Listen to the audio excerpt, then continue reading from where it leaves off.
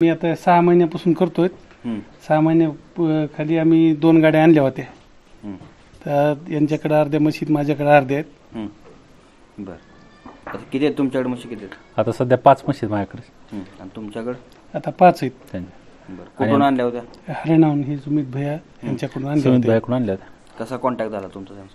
ते आमचे मित्र आहेत, विलासराव पाहुणे, विलासराव परांडे म्हणून. त्यांची आधी संबंध होते. त्यांनी आम्हाला घेऊन गेले त्यांच्यासोबत. 4-5 दिवस त्यांच्या घरी राहिलो होतो. बरं. किती जण गेलता मग तुम्ही? आम्ही 5 जण गेलो, 4-5 जण. तुमचा यांचा कसा संपर्क झाला? आम्ही पाहुणे असल्यामुळे ओळख होती आणि आम्हाला घ्यायचे म्हणून आम्ही त्यांच्याशी संपर्क केला. नाही, सुमितचा आणि तुमचा कसा संपर्क झाला? अगोदर पाहुण्यासोबत गेलेलो होतो ना. बरं. तिथे गेलता? अगोदर गेलेलो. बरं बरं बरं. मग आता तुम्ही किती जण गेला तिथं? आता 5 जण गेलो.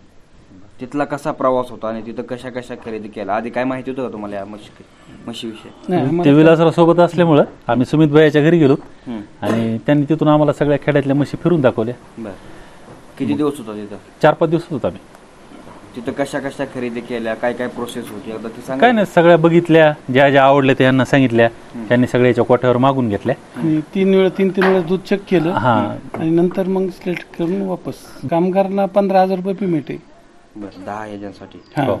बरं. साधारणपणे आता तुमच्या भागात जे लोक कोणाला करायचे असतील तर त्या म्हशी आणू शकतात का इथं? ते सेट होऊ शकतात का म्हशी? आरामात सेट हो, कुठलीही अडचण येणार नाही. आम्हाला अगोदर असंच वाटत होतं होत्यात का नाही, की काय होतंय की, पण काही अडचण आली नाही. सगळ्या सेट व्यवस्थित सेट झाल्या. आणि त्यानं इथं येऊन सेट होईपर्यंत त्याचे माणसं गेले नाहीत वापस. 10 दिवस राहिले, व्यवस्थित दुधावर आणून दिल्या आणि नंतर गेले. काय काय अडचणी काय काय आल्या ह्या व्यवसायामध्ये तुम्ही उतरताना सुरुवातीला? तशा अडचणी इथल्या लोकांना पण येऊ शकतात. तुम्ही जरा एक्सप्लेन करून सांगा. अडचणी काहीच नाही, फक्त एक थोडीशी बुकारली होती म्हशी. नाही एवढ्या म्हशीमध्ये कुठलंही काही अडचण आली नव्हती. प्रवासाने एक थोडी झाली, लोड झाली, बाकी काय नाही.